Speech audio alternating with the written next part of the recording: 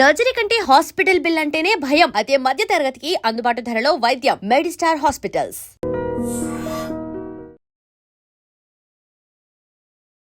నమస్కారం, welcome to I dream. ధర్మ మార్గం విత్ విజిత కార్యక్రమానికి స్వాగతం.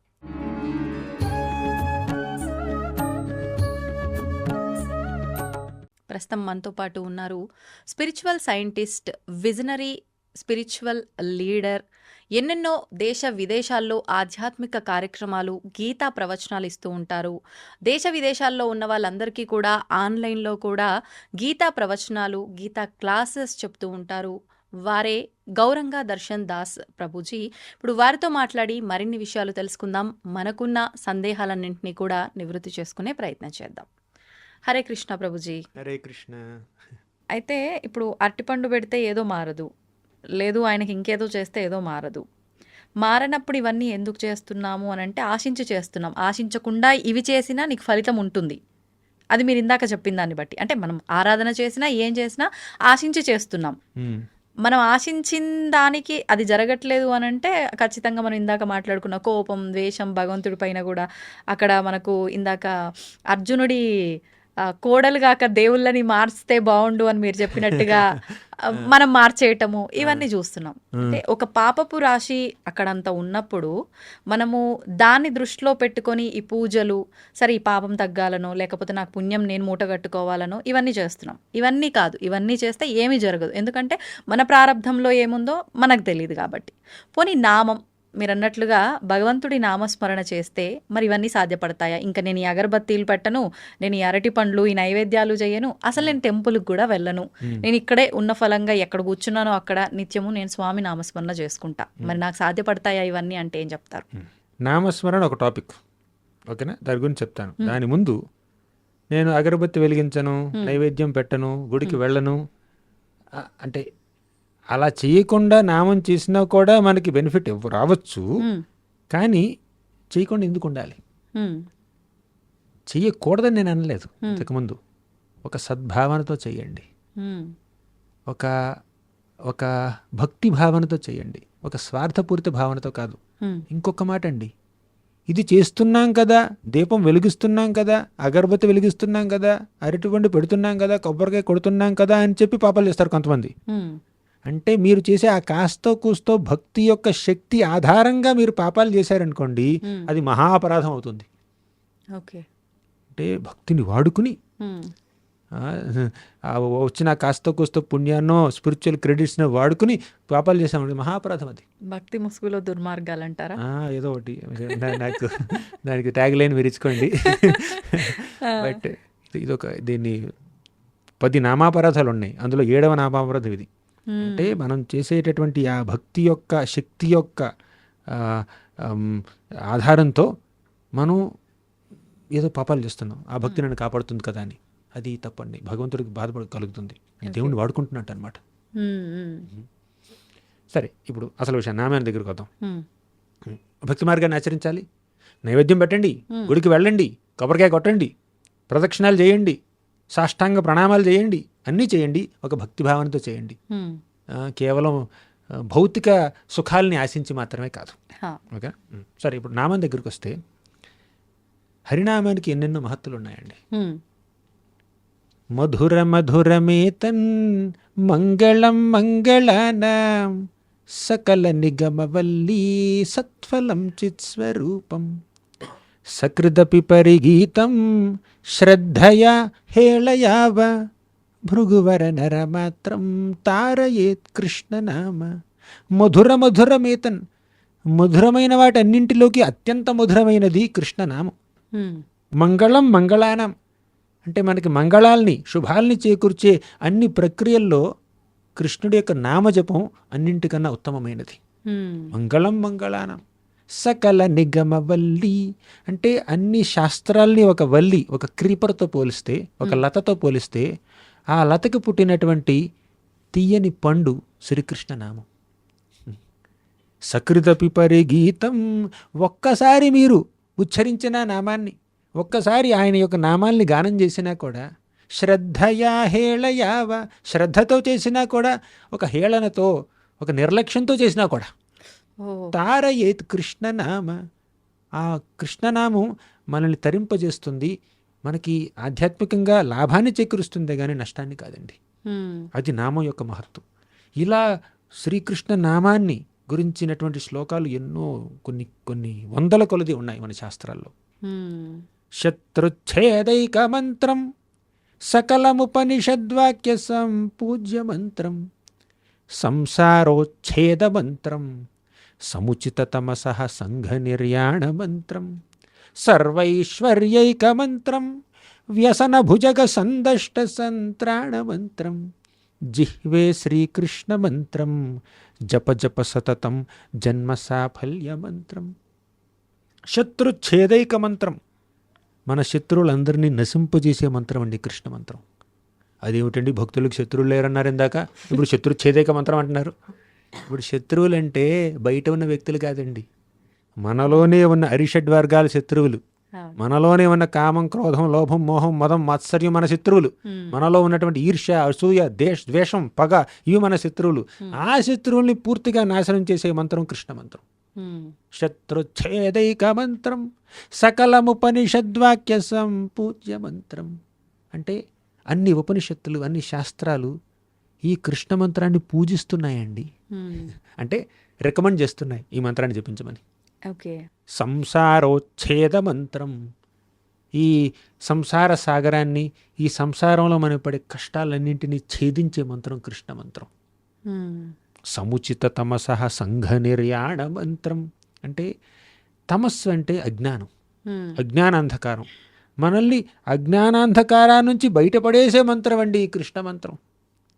కృష్ణ మంత్రాన్ని జపించినంత మాత్రాన, హరే కృష్ణ మహామంత్రాన్ని జపించినంత మాత్రాన మనకి ఆధ్యాత్మిక జ్ఞానం కలుగుతుంది. ఓకే. ఇప్పుడు ధ్రువుడు ఉన్నాడండి, 5 ఏళ్ల వయసులో ఓం నమో భగవతే వాసుదేవాయ అని 6 నెలల పాటు జపించాడు. ఫిలాసఫీ చదవలేదు, గురుకులానికి వెళ్ళలేదు, వేదాధ్యయనం చేయలేదు, పూజలు పునస్కారాలు ఏమీ తెలియదు పిల్లవాడికి, 5 ఏళ్ల బాలుడు.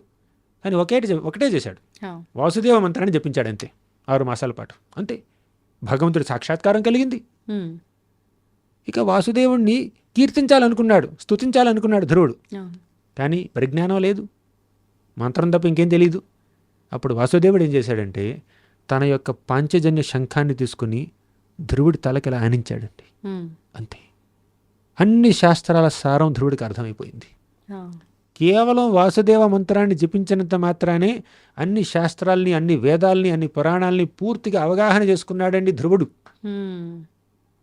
సకలముపనిషద్వాక్య సంపూజ్య మంత్రం సంసారోచ్ఛేద మంత్రం సముచిత తమసః సంఘ నిర్యాణ మంత్రం. అంటే మనల్ని ఈ తమస్సు, అజ్ఞానాంధకారా నుంచి బయటికి తీసుకువెళ్ళి మనకి నిజమైనటువంటి ఆధ్యాత్మిక జ్ఞానాన్ని ప్రసాదించే మంత్రం అండి ఈ కృష్ణ మంత్రం.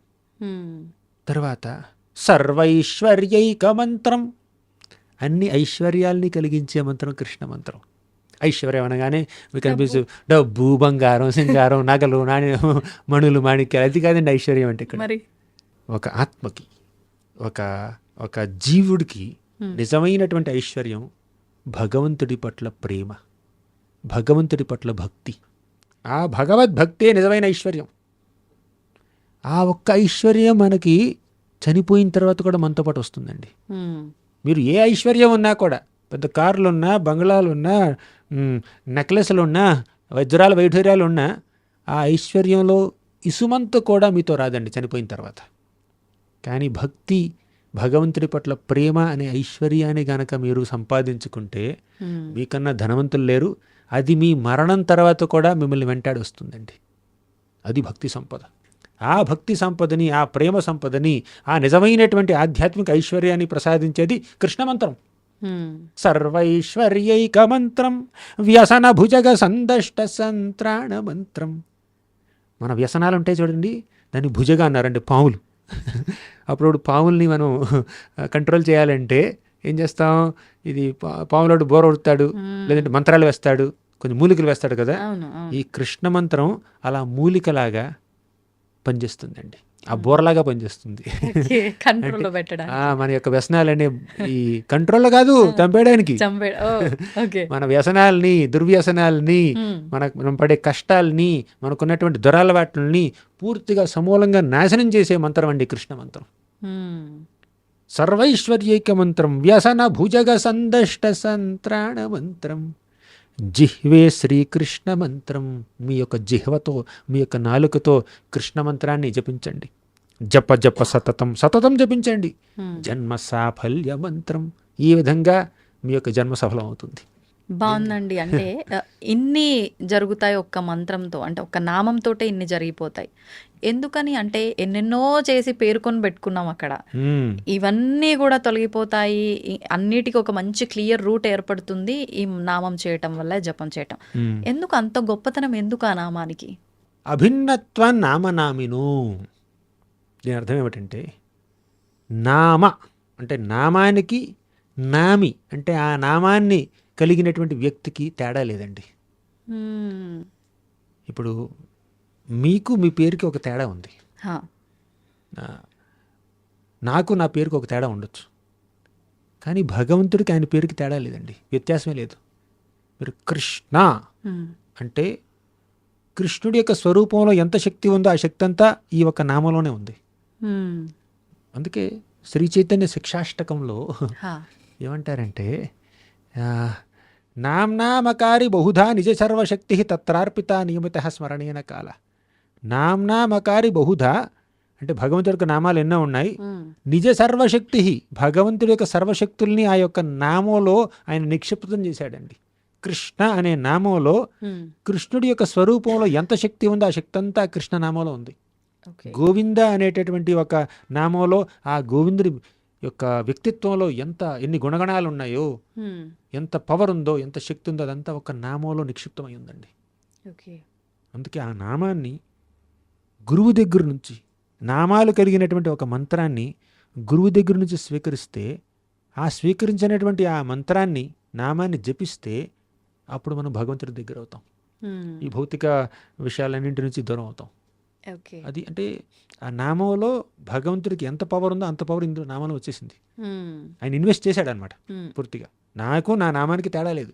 ముఖ్యంగా కలియుగంలో నామం ద్వారానే ఆయన చేరుకుంటాం. కృతేయ ధ్యాయతో విష్ణుర్ అంటే కృతయుగంలో, సత్యయుగంలో ధ్యానం చేస్తూ భగవంతుడిని చేరుకునేవాడు. త్రేతాయాం యజతో మఖై, త్రేతాయుగంలో యజ్ఞాలు, యాగాలు చేసేవాళ్ళు భగవంతుడిని చేరుకోవడం కోసం. ద్వాపరే పరిచర్యాయాం, ద్వాపర యుగంలో పరిచర్యలు, విగ్రహారాధన చేసేవాళ్ళు. కలౌ తద్ హరి కీర్తనాథ్, కలియుగంలో ఆ హరి యొక్క నామాల్ని కీర్తించేవాళ్ళు. కీర్తిస్తూ ఆయన చేరుకుంటాం అనమాట. నామానికి ఉన్నటువంటి మహత్తది. ఇప్పుడు సాధారణంగా చూసినా కూడా ఒక వ్యక్తి యొక్క పేరులో ఒక పవర్ ఉంటుందండి. అంటే వ్యక్తి పేరుకి కొంచెం, ఇప్పుడు ఒక వ్యక్తి పేరు ఉందండి, ఆయన పేరు పద్మలోచన్ అనుకోండి, అంటే కలువలు లాంటి కళ్ళు ఉన్నవాడు అని. కానీ నిజంగా కలువ లాంటి కళ్ళు ఉన్నాయి ఆయనకి, ఉండకపోవచ్చు. అంటే ఆ పేరుకి ఆ వ్యక్తికి సంబంధం లేకపోవచ్చు. అయినా కూడా అంటే కానీ భగవంతుడు అలా కాదు. భగవంతుడు కృష్ణ అంటే అందరినీ ఆకర్షించేవాడు కృష్ణుడు. నిజంగా ఆ గుణం ఆయనలో ఉంది. రామ అంటే అందరికి ఆనందాన్ని ఇచ్చేవాడు, ఆ గుణం ఆయనలో ఉంది. అవునా? భగవంతుడికి నామానికి తేడా లేదు. సరే, ఈ ప్రపంచంలో ఒక వ్యక్తికి నామానికి తేడా ఉన్నప్పటికీ ఆ నామానికి ఒక మహత్వం ఉంటుందండి. ఇప్పుడు ఇక్కడికి వచ్చి ఒక చీఫ్ మినిస్టరో, ప్రైమ్ మినిస్టరో, ఒక సెలబ్రిటీ పేరు తీసుకున్నారు మీరు. ఆ వ్యక్తి పేరు ఏదైతే అది, ఆ వ్యక్తి ఈ పని చేయమన్నాడు అని మీరు అనగానే, ఓ ఆ వ్యక్తి నుంచి వచ్చింది కదా ఇది, వెంటనే మీరు రెస్పెక్ట్ ఫీల్ అవుతారనమాట. ఒక వ్యక్తి వచ్చి ఒక పెద్ద వ్యక్తి యొక్క పేరు తీసుకోగానే మీకు ఆ వ్యక్తి యొక్క గుణగణాలు, ఆ వ్యక్తి యొక్క వేషభూషలు, ఆయన యొక్క అధికారం అదంతా మీ మనసులో స్ఫురిస్తుంది అనమాట. ఆ వ్యక్తిని మీరు ప్రేమిస్తే వెంటనే ఆనందిస్తారు, ఆ పేరు వినగానే ఆనందిస్తారు. ఆ వ్యక్తిని ద్వేషిస్తే పేరు వినగానే మొహం అటు తిరిగిపోతుంది అనమాట. అవునా? అంటే ఆ పేరులో ఒక మహత్వం ఉంది. So the name is representing the person. అలాగే ఈ కృష్ణ అనే నామం కానీ, రామ అనే నామం కానీ, విష్ణు అనే నామం కానీ ఆ భగవంతుణ్ణి మనకు సూచిస్తున్నాయి, రిప్రజెంట్ చేస్తున్నాయి. ఆ నామం కలిగినటువంటి ఆ వ్యక్తి భగవంతుడు సేమ్. ఓకే. ప్రభుజీ, ఖచ్చితంగా మనం ఇంట్లో నిత్య దీపారాధన చేసినా, పూజలు, హోమాలు, వ్రతాలు ఎన్ని ఆచరించినా ఆలయానికి వెళ్తే వచ్చే ఆ ఫీల్, ఆ వైబ్ అనేది రాదు. అవును. అంటే అసలు ఎందుకు వెళ్ళాలి? అంటే అదేదో అక్కడ ఉంది కాబట్టే మేము ఇలాంటి ఫీల్ని ఆస్వాదిస్తున్నాము అనే భావనతో వెళ్ళాలా? లేదు అసలు ఎందుకు వెళ్ళాలి ఆలయానికి అనేది ఏదైనా నిర్ణయించబడి ఉందా ఇందుకోసం వెళ్ళాలి అని? దాని గురించి వివరణ ఇవ్వండి. మన యొక్క ఈ భౌతిక శరీరంతో, ఈ మెటీరియల్ ఐస్తో, ఈ కళ్ళతో భగవంతుడి యొక్క ఆధ్యాత్మిక స్వరూపాన్ని, దివ్యమంగళ విగ్రహాన్ని, సచ్చిదానంద రూపాన్ని మనం దర్శించలేం. ఈ కళ్ళతో, ఈ చర్మచక్షువులతో ఆయన చూసేటటువంటి అవకాశం మనకు లేదండి. అందుకే ఆయనకి ఉన్నటువంటి ఎన్నో పేర్లలో ఒక పేరు అధోక్షజుడు. అధోక్షజ. అక్ష అంటే కళ్ళు అండి. అక్షజ అంటే కళ్ళ ద్వారా మనకి కలిగేటటువంటి ఆ అవగాహన, నాలెడ్జ్, ఇవన్నీ జ్ఞానేంద్రియాలు కదా. నేను ఎవరినైనా చూస్తే ఒక జ్ఞానం కలుగుతుంది, దేన్నైనా చూస్తే దాని నుంచి ఒక జ్ఞానం కలుగుతుంది, ఏదైనా వింటే జ్ఞానం వస్తుంది, వాసన చూస్తే జ్ఞానం వస్తుంది. ఇవన్నీ జ్ఞానేంద్రియాలు.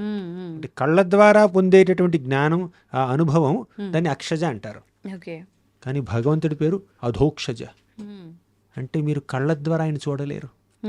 కళ్ళ ద్వారా, మీ యొక్క ఇంద్రియాల ద్వారా మీకు కలిగే జ్ఞానానికి ఆయన అతీతుడు. అందుకే ఆయన అధోక్షజుడు అంటారు. సో ఒక మాటలో చెప్పాలంటే ఈ కళ్ళతో ఆయన మనం చూడలేము. మనకి దివ్య చక్షువులు కావాలి. ఇప్పుడు అతః శ్రీకృష్ణ నామాది నభవేద్గ్రాహ్యమింద్రియై సేవోన్ముఖే జిహ్వాదౌ స్వయమేవ స్ఫురత్యద. ఈ యొక్క సాధారణ ఇంద్రియాలతో ఆయన్ని మనం దర్శించలేము. కానీ ఇదే ఇంద్రియాలని మనం ఆయన సేవలో వినియోగిస్తే ఆయన తనంతట తానే మనకు కనపడతాడు. ఇది మన శ్లోకం చెప్పేటటువంటి భావం. అంటే భగవంతుడికి సేవ చేయటం, భగవంతుడికి సేవ చేయడం. కానీ కళ్ళకి కనిపించినటువంటి ఆ భగవంతుడికి సేవలా చేస్తాను నేను. ఈ ఇంద్రియాలకి అగోచరుడు, ఇంద్రియ గోచరుడు కాదు ఆయన. ఇంద్రియాలకి కనిపించినటువంటి ఆ వ్యక్తిని నేను ఎలా సేవ చేస్తాను, అలా సేవ చేస్తే నాకు కనిపిస్తాడంట ఆయన అని శ్లోకం చెప్తుంది. ఎలా అంటే మనకి కంటికి కనిపించే రూపంలో ఆయన ప్రత్యక్షం అవుతాడు. ఆ రూపమే విగ్రహ రూపం. ఈ కళ్ళతో నేను ఆయన యొక్క దివ్యమంగళ విగ్రహాన్ని, ఆయన యొక్క సచ్చిదానంద రూపాన్ని చూడలేకపోతున్నాను. కానీ శాస్త్రంలో ఎలా అయితే ఆయన రూపాన్ని వర్ణించారో ఆ వర్ణనని అనుసరించి ఒక రాతిని చెక్కామనుకోండి, రాతిని నేను చూడగలుగుతున్నాను. వుడ్, చెక్కను నేను చూడగలుగుతున్నాను.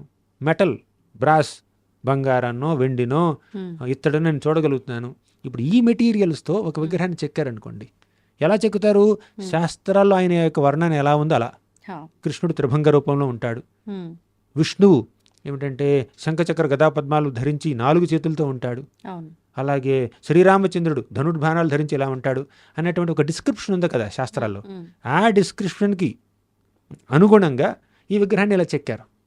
ఇది మనం చూసే పదార్థం. ఆయన యొక్క శరీరాన్ని మనం చూడలేకపోతున్నాం, ఆయన యొక్క రూపాన్ని మనం చూడలేకపోతున్నాం. కానీ మనం చూసే పదార్థాల్లో ఆయన రూపాన్ని చెక్కుతారనమాట శాస్త్ర సమ్మతమైనటువంటి డిస్క్రిప్షన్స్తో. అలా చెక్కినటువంటి ఆ రూపాన్ని, రాతితో ఉన్నటువంటి రూపాన్ని విగ్రహంగా ఒక గుళ్ళో ప్రతిష్ఠించారు. మళ్ళీ యజ్ఞాలు చేస్తూ శాస్త్ర సమ్మతమైనటువంటి పద్ధతుల్లో ఆ విగ్రహానికి, ఆ రాతి విగ్రహానికి ప్రాణప్రతిష్ఠ చేశారు ఉత్తమ భక్తులు. అప్పుడు ఆ విగ్రహం సాక్షాత్తు భగవంతుడేనండి. విగ్రహం కాదు, రాయి కాదు, రాతి బొమ్మ కాదు, సాక్షాత్తు భగవంతుడు ఎక్కడ ఉన్నాడు.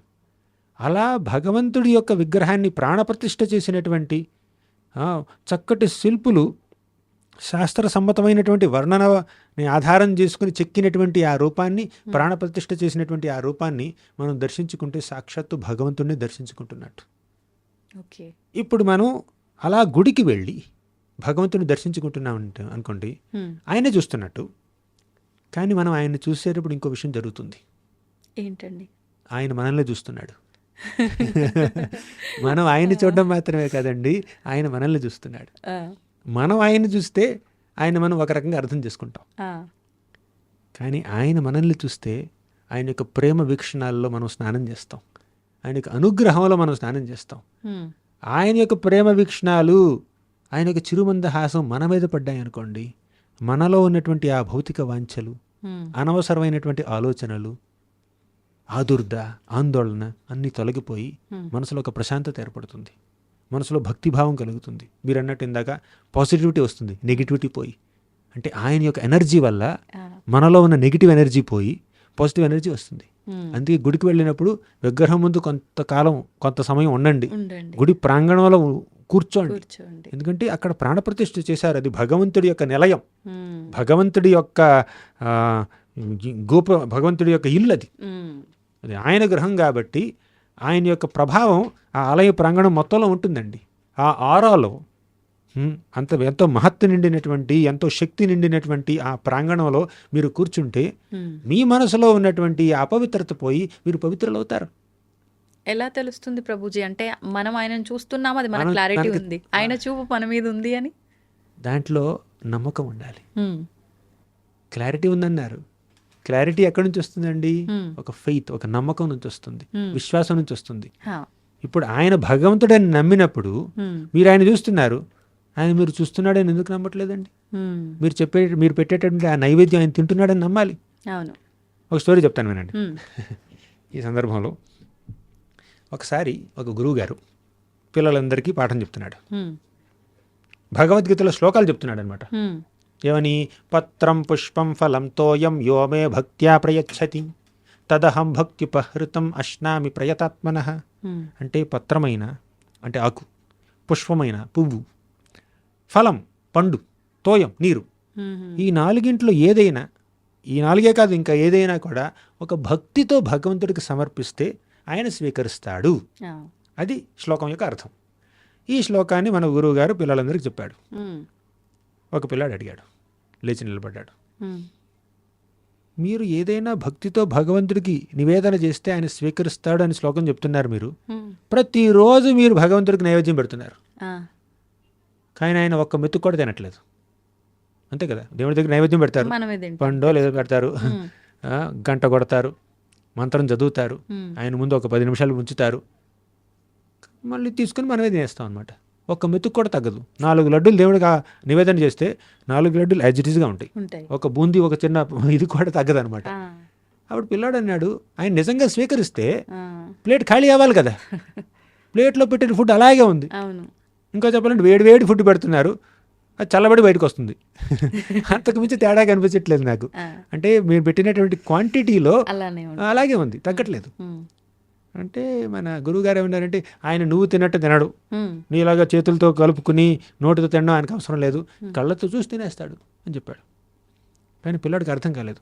తింటే ప్లేట్ ఖాళీ అవ్వాలి, అది మా తల్లిగారు నాకు ఫుడ్ పెడితే నేను ప్లేట్ ఖాళీ చేయాలన్నమాట, అప్పుడే నేను తిన్నట్టు. పొట్ట నిండాలి, ప్లేట్ ఖాళీ అవ్వాలి, కానీ అది జరగట్లేదు. అంటే గురుగారు ఏమన్నారంటే, క్లాస్ అయిపోయింది అన్నారు. క్లాస్ అయిపోయింది, రేపు రండి మాట్లాడుకుందాం అన్నాడు. రేపటికల్లా ఈ శ్లోకం కంఠస్థం చేసి రండి అని చెప్పాడు. హోంవర్క్ ఇచ్చేసాడు అనమాట. పిల్లలందరూ ఇంటికి వెళ్ళారు. నెక్స్ట్ రోజు వచ్చారనమాట. అడిగాడు మన గురువుగారు ఏమన్నారంటే, పిల్లలందరూ నేర్చుకున్నారా శ్లోకం అంటే? అందరూ లేచి నిలబడి చెప్పారనమాట. ఈ పిల్లాడు వంతు వచ్చింది. పిల్లాడిని అడిగారు, నువ్వు శ్లోకం నేర్చుకున్నావు అని అడిగారు.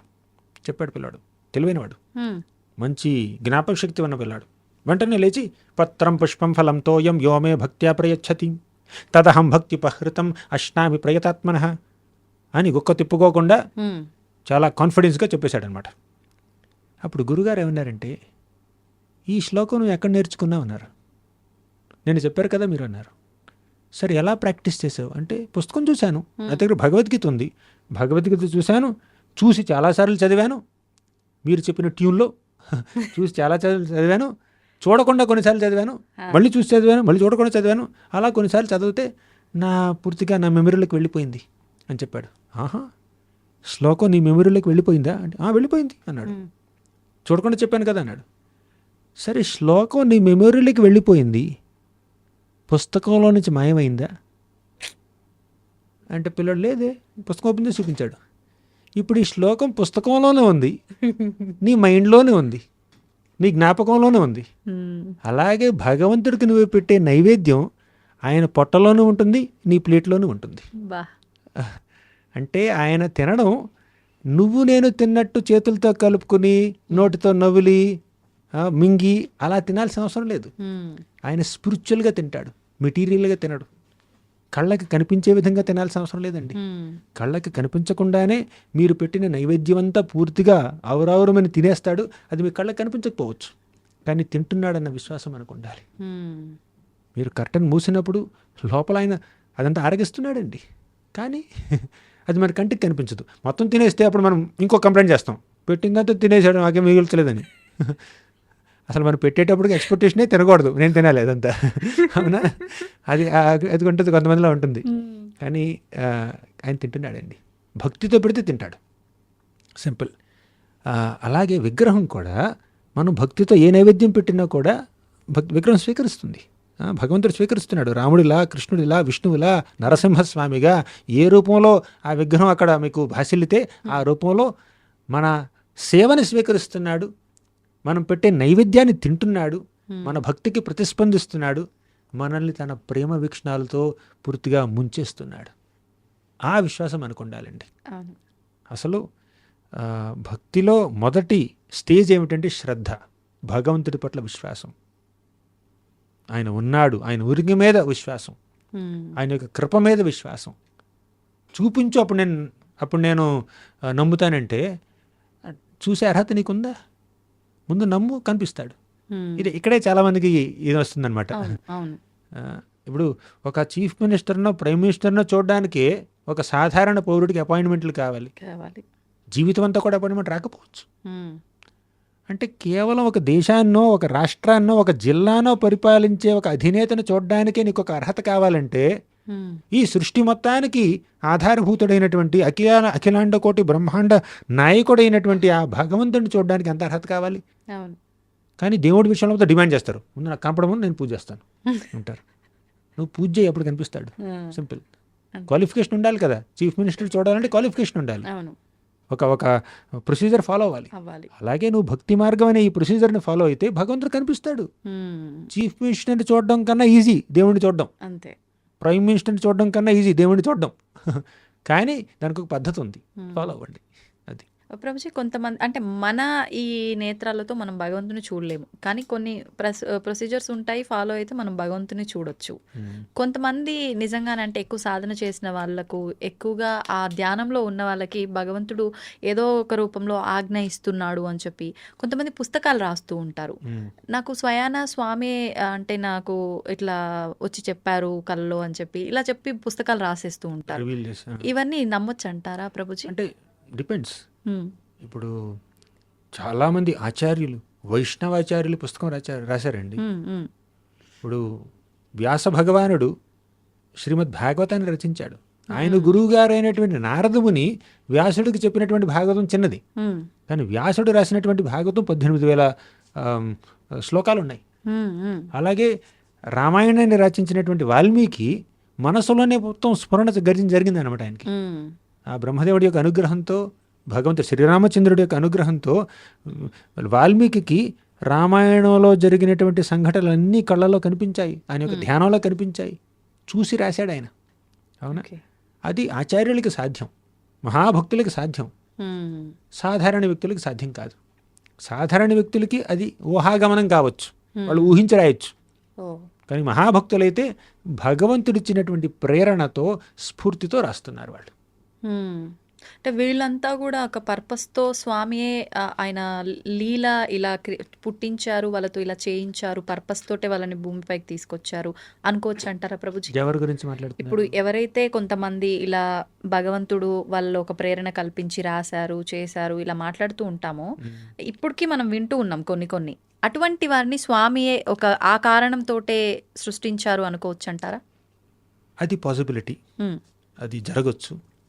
కానీ అది నిజమా కాదా అని తెలుసుకోవాలి అంటే వారి యొక్క ప్రవర్తన చూడాలి, వారి యొక్క జీవన శైలి చూడాలి, వారి యొక్క జీవన ధ్యేయాన్ని చూడాలి, వారి జీవితంలో వారు ఏమేం చేశారో చూడాలి.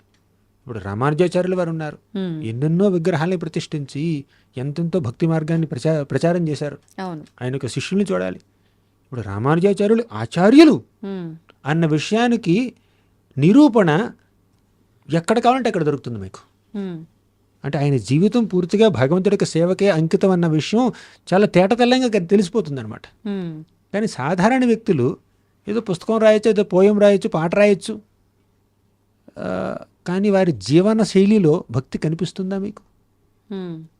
కనిపిస్తే సరే, వారు దేవుడి ప్రేరణ పొందారు, భగవంతుడే వారిని ఎంపవర్ చేశారు అనుకోవచ్చు. కానీ అటువంటి ప్రేరణ కనిపించలేదు అనుకోండి, అటువంటి జీవనశైలి లేదనుకోండి. కొంతమంది ఉంటారండి, సినిమా పాటలు రాస్తుంటారు. ఒక సినిమాకేమో భక్తి గీతం రాస్తారు, వేరే సినిమాకి అదే రచయిత ఇంకేదో గీతం రాయొచ్చు, ప్రేమ గీతం రాయొచ్చు, ఇంకేదో లేదంటే పిచ్చి గీతం రాయొచ్చు. అవునా? అంటే ఇది కేవలం కవిత్వం మాత్రమే, భక్తి లేదు. కానీ మహాభక్తులు కనుక భగవంతుడి గురించి వర్ణిస్తే ఆ వర్ణన కేవలం కవిత్వం కాదండి, అది వారికి భగవంతుడి పట్ల ఉన్నటువంటి ప్రేమను వ్యక్తం చేస్తున్నారు వాళ్ళు. జగదేవ గోస్వామి గీత గోవిందం రచించారు. గీత గోవిందం, దశావతార స్తోత్రం, ఇవన్నీ రచించారనమాట. సాక్షాత్తు జగన్నాథ స్వామి ఆ గీత గోవిందాన్ని, దశావతార స్తోత్రాన్ని వినడానికి ఎంతో ఉవ్విళ్ళూరిపోయేవాడు. ఒకసారి ఈ మన జగదేవ గోస్వామి ఒక బట్టలు నేస్తారు చూడండి, వాళ్ళ దగ్గరికి వెళ్ళాడు. వెళ్ళి ఈ గీత గోవిందం అని నేను రాసినటువంటి ఈ పాటని భగవంతుడిని వర్ణిస్తూ, ఆయన నామాల్ని, ఆయన యొక్క గుణాలని, ఆయన యొక్క లీలల్ని వర్ణిస్తూ నేను రాసినటువంటి ఈ భక్తి గీతాన్ని నువ్వు ఎంబ్రాయిడరీ చేయాలి వస్త్రం మీద, ఆ వస్త్రాన్ని నేను భగవంతుడికి అర్పిస్తాను అని ఆయన కోరిక అనమాట.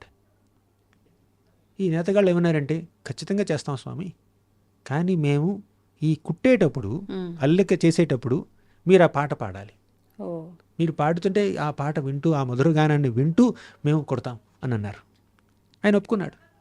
గీత గోవిందం పాట మొదలుపెట్టాడు. పాడుతూ పాడుతూ తన్మయత్వంలోకి వెళ్ళిపోయాడండి, సమాధిలోకి వెళ్ళిపోయాడు. పూర్తిగా ఇక ఈ ఎక్స్టర్నల్ కాన్షియస్నెస్ లేదు ఆయనకి, పూర్తిగా లీనమైపోయాడు. లీనమైపోయి మూర్ఛిల్లిపోయాడు. వీళ్ళు ఆపేశారు, కొట్టడం ఆపేశారు.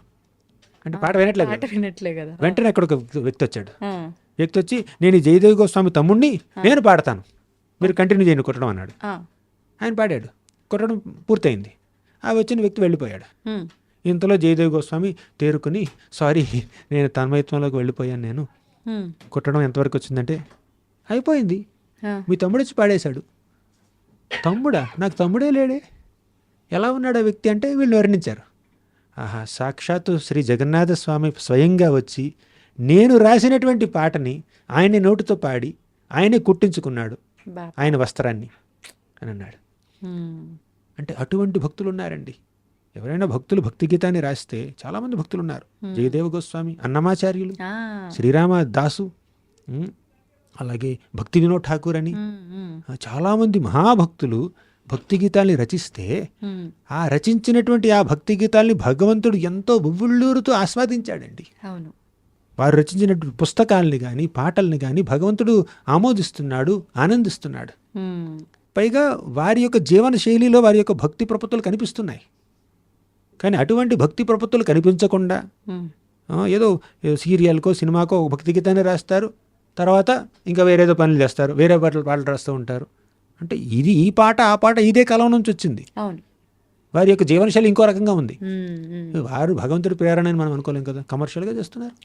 అవునా? అంటే కాస్త కూస్త మంచి పని చేశారు కాబట్టి మనం అభినందిస్తాం, కానీ వారిని ఆచార్యులుగా స్వీకరించలేమండి, వారిని అథారిటీగా స్వీకరించలేం. ఆ విచక్షణ మనకు ఉండాలి. ప్రభుజీ, సాధారణంగా ఆలయాలకు వెళ్తూనే ఉంటాము, క్షేత్రాలకు వెళ్తూనే ఉంటాము. కానీ కొన్నిసార్లు వెళ్ళి స్వామిని ఒకసారి అట్లా చూసినప్పుడు తెలియకుండానే కొన్ని భావోద్వేగాలకు లోనైపోతుంటాం. కొంతమంది ఏడ్చేస్తుంటారు, కొంతమంది కామ్ అయిపోతూ ఉంటారు, కొంతమంది అదే పనిగా గట్టిగా నామస్మరణ చేస్తూ ఉంటారు.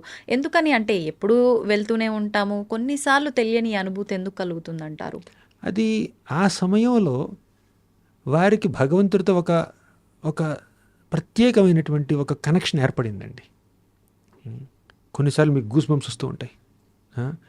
ఆ క్షణంలో మాత్రం ఒళ్ళు గగుర్చిపడుకుంటుంది.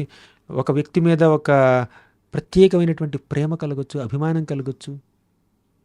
ప్రతినిత్యం తల్లి బిడ్డను చూస్తుండొచ్చు, కానీ కొన్ని సందర్భాల్లో బిడ్డను చూడగానే తల్లి కళ్ళలో నీళ్లు కారుతాయి.